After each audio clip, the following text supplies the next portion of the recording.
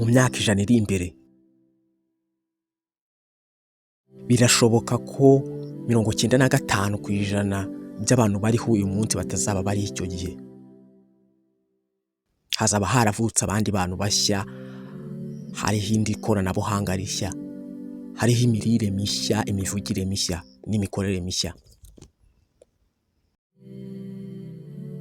Hazaba hariho inyubako nshya, hariho ibiraro bishya, hariho imihanda mishya, harimo ibindi binyabiziga bitandukanye. Icyo gihe niba bakigira agatima, bazaba twiga nk'uko twiga abandi bami bagiye babaho mu binyejana byatambutse, ariko bazajya bibuka bari ibihangange by'uyu munsi.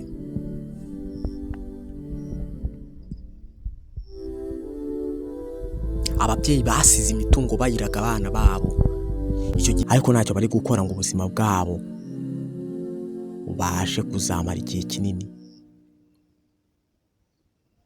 Ndagira ngo nabibutse ko ibyatuma ubuzima bwacu buramba ibyinshi bitari mu maboko yacu.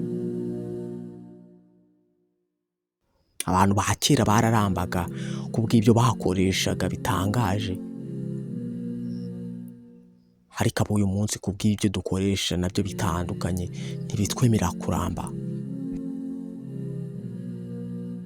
Hari abantu bishimye by'aka kanya bateguye ubuzima bwabo mu gihe cy'imyaka 20-30 mu buryo bw'ibifatika byabatunga, byatuma babaho bishimye, ariko ubwabo nta kintu bari gukora.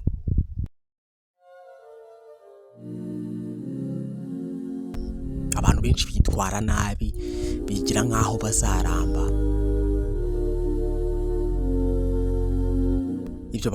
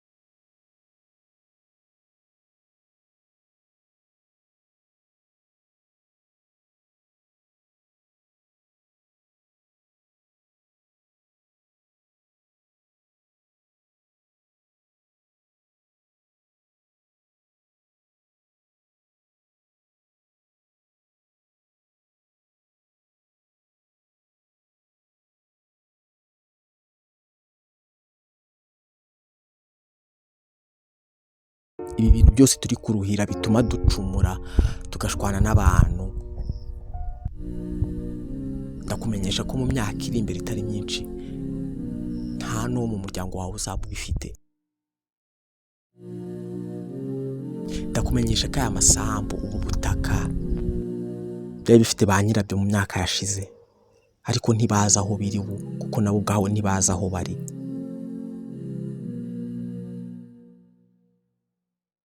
Iki kiganiro nagiteguye kugira ngo umuntu wese yitekerezeho.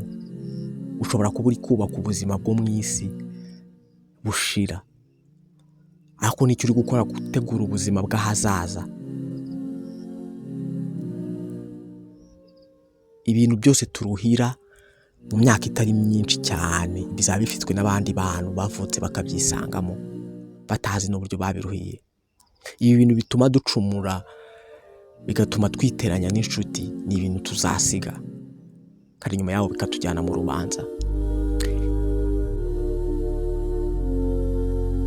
Ese ibintu utunze bigufasha iki mu mibanire yawe? Uburyo uri gutegura ubuzima bwawe bw'ejo hazaza uri kubutegura ute? Uri gutekereza ko ubuzima buzahoraho cyangwa uri gutekereza ko bizikora?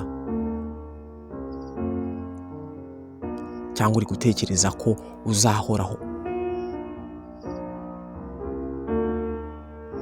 Hariho ibintu byinshi bitwara ibintu by'abantu,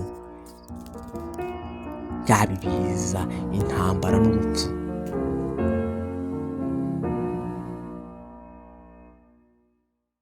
Ndifuza yuko umuntu wese wumvishe iki kiganiro atangira gutegura ubuzima bwe bw'ejo hazaza, yaba mu bifatika n'ibidafatika.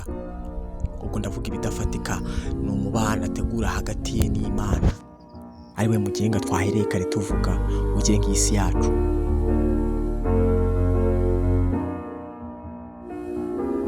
Tegura ubuzima bwawe hano mu isi, ugutegura ibifatika bigutunga muri ubu buzima, utegure n'ibigufasha kugira ngo ubwo umugenga w'iyi si ugenga ubuzima azaba atanze ubuzima, nawe uzongera ubone ubundi buzima. Ntibisaba byinshi, bisaba kumwegurira ubugingo akabugenga gusa. Yari bonne chance Arsène,